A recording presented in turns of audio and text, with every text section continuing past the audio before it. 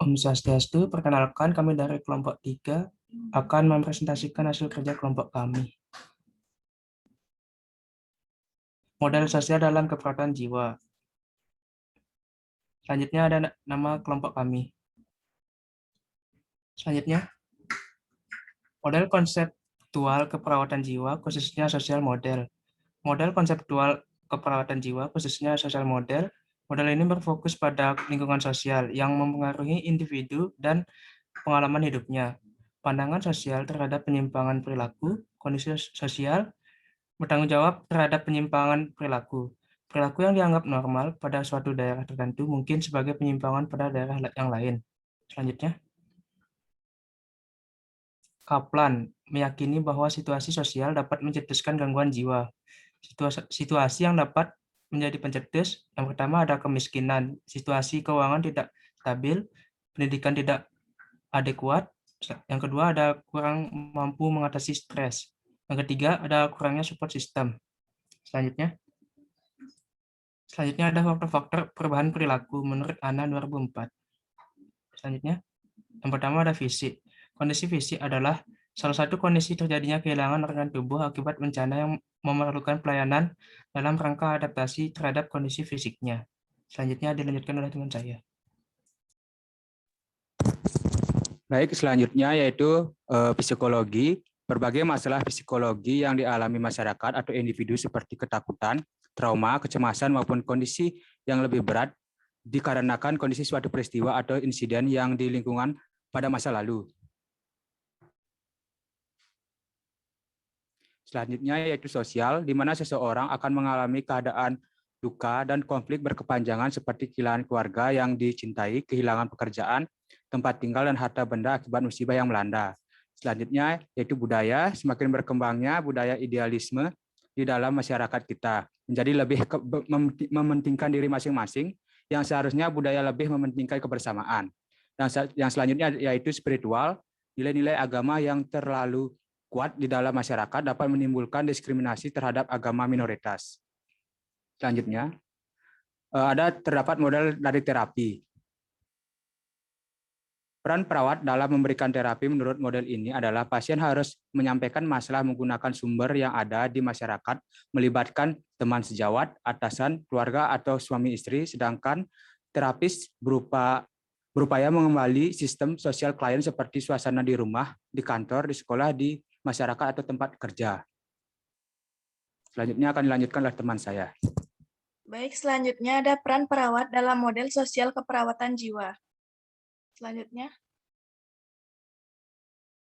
menurut Weiss, yang dikutip oleh Stuart Sunden dalam Principles and Perspectives of Psychiatric Nursing Care, peran perawat attitude terapi yakni yang pertama, mengobservasi perubahan, baik perubahan kecil atau yang menetap, yang terjadi pada klien, mendemonstrasikan penerimaan, yang ketiga respect, yang keempat memahami klien, yang kelima mempromosikan ketertarikan klien dan berpartisipasi dalam interaksi. Selanjutnya, memberikan pedoman pelayanan kesehatan. Selain itu, menurut Ana, peran perawat adalah sebagai berikut. Yang pertama, peran perawat kesehatan jiwa adalah dalam pemberian terapi sikap perawat menggunakan sikap yang baik dalam menyembuhkan pasien. Yang kedua, peran perawat kesehatan jiwa adalah dalam pemberian terapi yang dianjurkan adalah terapi sosial dan pasien tidak dianjurkan untuk dirawat di rumah sakit. Terapis dianjurkan untuk mengunjungi pasien di masyarakat, dan aktivitas yang dilakukan adalah penyuluhan terhadap kelompok masyarakat dan konseling. Yang ketiga ada pengkajian yang mempertimbangkan budaya. Yang keempat meningkatkan dan memelihara kesehatan mental, mengatasi pengaruh penyakit mental, penyuluhan dan konseling. Yang terakhir ada mengelola dan mengkoordinasikan sistem pelayanan yang mengintegrasikan kebutuhan pasien, keluarga staf, dan perbuatan kebijakan. Selanjutnya dilanjutkan oleh teman saya. Baik, selanjutnya ada peran pasien dalam model sosial keperawatan jiwa. Next. Yang pertama, peran pasien adalah mampu mengontrol untuk menyesuaikan perilakunya dengan yang diharapkan masyarakatnya. Yang kedua, bekerja samalah dengan terapis dengan menceritakan seluruh masalah yang dialaminya dan aktif terlibat dalam proses pemulihan. Di sini tujuannya yaitu perawat mampu menganalisa faktor utama yang menyebabkan klien mengalami gangguan jiwa. Selain itu, klien juga dapat membina hubungan baik antara perawat sehingga lebih mudah dalam proses pemulihan.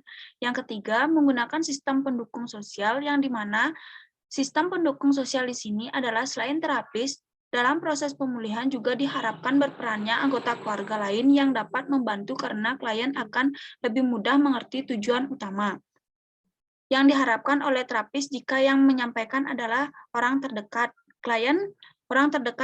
Selain itu, dalam proses sosialisasi juga dibutuhkan alat bantu pendukung seperti gambar, buku cerita, sehingga klien lebih mudah untuk dimengerti. Yang keempat, mengubah perilaku sehingga menjadi sehat di sini. Klien diharapkan secara bertahap mampu untuk memulihkan perilaku yang kurang baik menjadi baik. Juga klien dapat mengerjakan sesuatu dimulai dari hal yang terkecil seperti mengurusi mandi sendiri pada setiap hari. Selanjutnya akan dijelaskan oleh teman saya.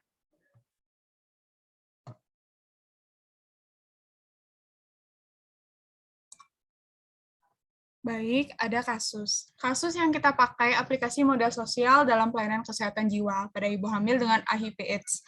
Pada penelitian ini didapatkan hasil gangguan penyakit penyerta saat hamil, HIV/AIDS atau prematur ataupun berat bayi saat lahir rendah. Kesemuanya itu akan menyebabkan konsekuensi negatif saat postpartum, terutama kepada kesehatan psikologis ibu. Perilaku perkembangan anak. Hampir 30% wanita hamil dengan riwayat stres, depresi, atau kecemasan menunjukkan masalah kesehatan jiwa di masa mendatang. Didapatkan bahwa situasi sosial dan menjadi faktor predisposisi klien mengalami gangguan jiwa, seperti kejadian kemiskinan, masalah keluarga, dan pendidikan yang rendah. Karena kondisi ini, akhirnya individu mengalami ketidakmampuan mengcoping stres, ditambah lagi dukungan dari lingkungan itu sangat sedikit. Pelayanan kesehatan jiwa dan HIV yang terintegrasi terdiri dari 3 tahap. Tahap pertama merupakan tahap screening kesehatan jiwa. Perawat melakukan identifikasi terjadinya depresi atau ansietas. Tahap kedua merupakan tahap intervensi terapeutik. Dari data yang terkumpul pada tahap pertama, klien menerima intervensi terapeutik untuk kesehatan jiwa yang positif. Tahap ketiga atau tahap penerimaan adalah tahap di mana perawat menginisiasi dan memfasilitasi klien berdasarkan penerimaan klien terhadap diri dan kondisinya.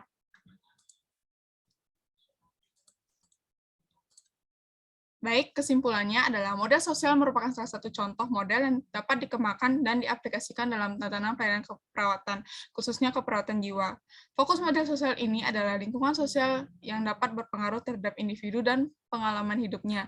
Aplikasi modal sosial ini dapat diterapkan pada proses keperawatan jiwa, yaitu pada saat perawatan mengkaji pasien dengan gangguan sosial dan saat melakukan tindakan keperawatan. Dengan mengaplikasikan modal sosial ini, maka diharapkan dapat meningkatkan mutu asuhan keperawatan jiwa. Baik, sekian presentasi dari kelompok kami. Apabila ada kesalahan, mohon dimaafkan. Sekian dan terima kasih. Om Santi, Santi, Santi, Santi, Om.